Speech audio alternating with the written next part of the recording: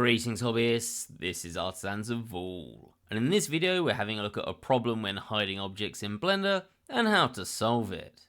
So a patron had been watching a video, and in that video the creator had taken an object and they'd shift selected a few other objects, shift selected the object last and hit Ctrl and minus to create a Boolean, and you can do this with Bool tools.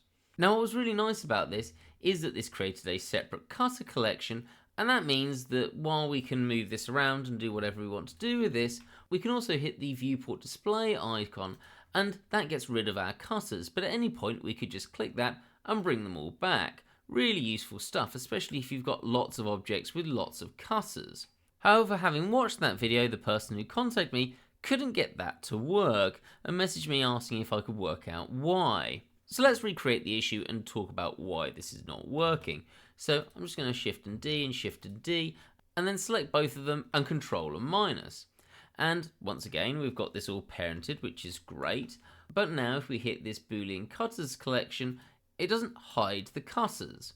So let's talk about why. So to demonstrate this, I'm just going to bring in a cube and just move that here, and I'm going to add that into the Boolean cutters collection so you can see this is working in a way. It's just not getting rid of these objects. The cutter cubes, we can hide them individually, but that's going to get long and tedious. So why is this going on? Well, firstly, if we go to Edit Preferences and type in Bool, the person that messaged me was using Bool tool because that's what has this shortcut of Control and minus, and you have some great options here, including parent cutter to objects. Oh, and there's another one, display cutters as wireframe. You want that on as well. Let me just quickly mention what that does. So actually let's turn that off. If we Shift and A and then bring in something like a UV sphere and do exactly the same thing, there, Control and minus, you'll notice the UV sphere turns into a box. Well, this isn't a box, it's a bounding box. And this gets really annoying because you can't tell really what the object you're booleaning out from this cube is like. Let's just undo that, go to Edit and Preferences again, and then if we turn on that display cutters as wireframe and try that once more, you'll notice that's way more useful. But that doesn't solve this issue here, that this is not removing the cutters. So the reason this is having an issue is because of the parenting, the thing that allows me to move this and the objects move with it. So one solution is that we could get rid of that parent cutters to objects, but I'd really recommend you keep that on. Oh, you can also name your cutter collection should you choose to if you want to. This is actually what gave away why the problem was happening, because it has a slightly different name. So I'd recommend you keep your parent cutters because it's very, very useful to be able to move this and all the cutters move with it. And I'd say probably 99% of the time that is what you want as functionality. You don't want this to move without the cutters moving. And you could still achieve that if you wanted to. If you just tab into edit mode and then hit G, you can move the object without the cutters moving to do the same thing. So I would normally keep it exactly this way. But the reason this is having a problem is that while this shows these objects in the Boolean cutters, it's also, if we expand this, part of the cube collection. You can see them as part of this hierarchy. And if we just drag this down, you can see that if I hide this collection, it will get rid of the cube that's not been parented, but it will not get rid of the other objects. Likewise, if I get rid of the collection, it will not get rid of anything because they're in here. We have to click both of these off for this to work. You'll notice as soon as I bring back our collection, the cutters appear as well.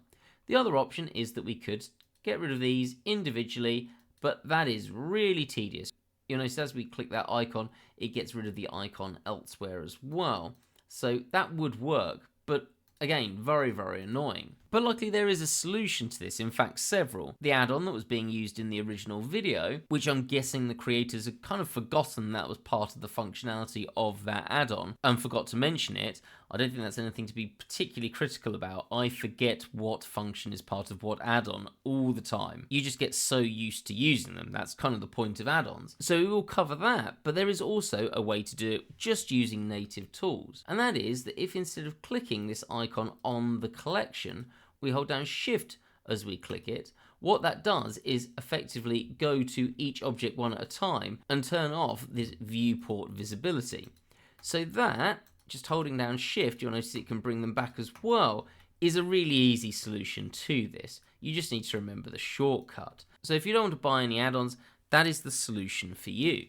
The The other option, let's just select all of these and delete them, is to use that add-on. So what I'm going to do is deactivate Bool Tool importantly, and we're going to activate Hard Ops. Now, Hard Ops is an awesome add-on, has so much functionality it's insane, and I doubt you're going to want it just for this, but this plus Box Cutter is a real staple for hard surface workflows. So I'll just save my preference and then we'll create this again. So let's delete out this cutters collection that was originally there as well, and then Shift A, Mesh, bring in a cube, and then make a duplicate of it and another duplicate, select them all and Control Shift and minus.